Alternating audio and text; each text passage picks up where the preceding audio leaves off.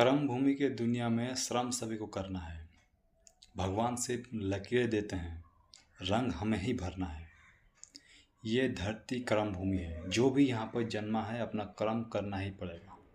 भगवान या प्रकृति केवल हमें एक अवसर देता है या संसाधन देते हैं। रंग और आकार हमें देना होता है। जिस तरह से एक छात्र के पास पुस्तक होते हैं पढ़ने के लिए और स्कूल होता है, लेकिन पढ़ना, परीक्षा देना और पास करना, सफलता पाना वो सिर्फ छात्र को ही करना पड़ता है। जैसे किसान को ज़मीन और बीज दिया गया, अगर वो किसान ज़मीन में हाल ना बोए और उस खेती बाड़ी करने के लिए वो ज़मीन में बीज ना बोए, किसी भी तरह का कोई भी देखभाल ना करे खेती का, कब पानी चाहिए, कब क्या चाहिए, कब दवा देना पड़ता है, अगर इस तरह का देखभाल वो ना करे तो वो कभी एक फसल के रूप में नहीं पाएगा।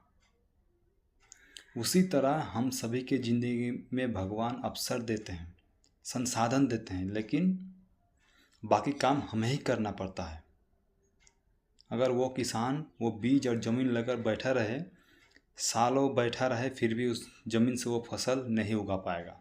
फसल उगाने के लिए उसे ज़मीन को हल मारने होगा, उसके बाद उसमें बीज देने होगा, पर्याप्त पानी देना होगा, उसका देखभाल करना पड़ेगा, कीड़े मकोड़े से भी उसको मेडिसिन छिड़कना पड़ेगा।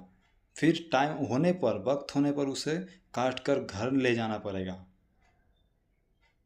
चाहे कितना भी धूप हो, वर्षा हो, ये सब उसे झेलना पड़ेगा, तब जाके वो फसल घर ले जा पाएगा।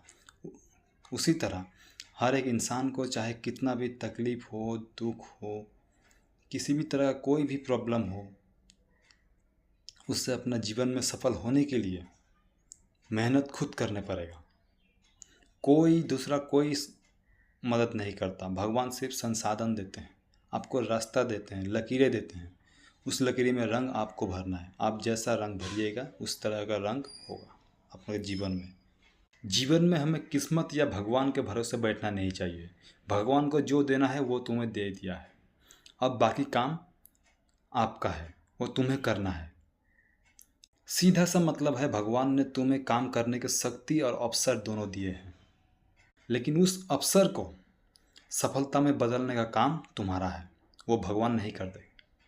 जैसे तुम्हारा सफलता के लिए तुम ही दायी हो, उसी तरह तुम्हारे असफलता के लिए कोई और